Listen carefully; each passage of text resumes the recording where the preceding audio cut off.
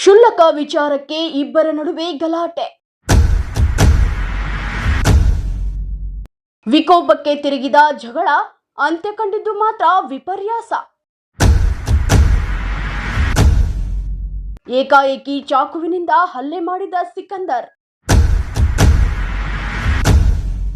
ಹುಬ್ಬಳ್ಳಿಯ ಎಸ್ಎಂ ಕೃಷ್ಣ ನಗರದಲ್ಲಿ ಸಣ್ಣ ವಿಷಯದಿಂದ ಇಬ್ಬರ ನಡುವೆ ಗಲಾಟೆ ಸಂಭವಿಸಿದೆ. 21 ವರ್ಷದ ಸಲ್ಮಾನ್ ಮತ್ತು ಸಿಕಂದರ್ ಎಂಬ ಇಬ್ಬರು ಅಕ್ಕಪಕ್ಕದ ನಿವಾಸಿಗಳಾಗಿದ್ದು, ಸಿಕಂದರ್ ಸಲ್ಮಾನ್ ಮನೆಗೆ ಇಣುಕಿ ಹಾಕ್ತಿದ್ದ ಅನ್ನೋ ಕಾರಣಕ್ಕೆ ಇಬ್ಬರ ನಡುವೆ ಮಾತಿನ ಚಕಮಕಿ ನಡೆದಿದೆ.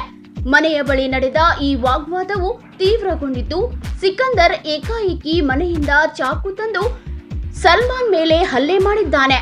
ಸಲ್ಮಾನ್ ಮೇಲೆ 3 ಕಡೆಗಳಲ್ಲಿ ಚಾಕುವಿನಿಂದ ಹಲ್ಲೆ ಮಾಡಲಾಗಿದೆ. ಈ ವೇಳೆ ಸಿಕಂದರ್ಗೂ ಗಾಯಗಳಾಗಿರುವ ಮಾಹಿತಿ ಲಭ್ಯವಾಗಿದೆ.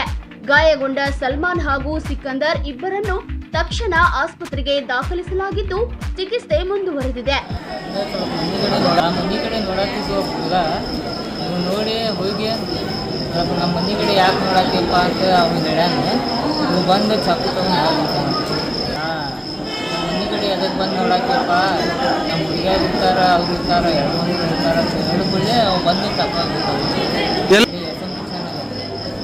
ಅಲ್ಲಿ ಬಾಜು ಮನ್ಯಾಗ ಸಿಕಂದರ್ ಸಲ್ಮಾನ್ ಅದರಿಂದ ಮುಂಜಾನೆ 3 ಗಂಟೆಗೆ ಆಗೈತೆ, ಮಧ್ಯಾಹ್ನ 3 ಗಂಟೆಗೆ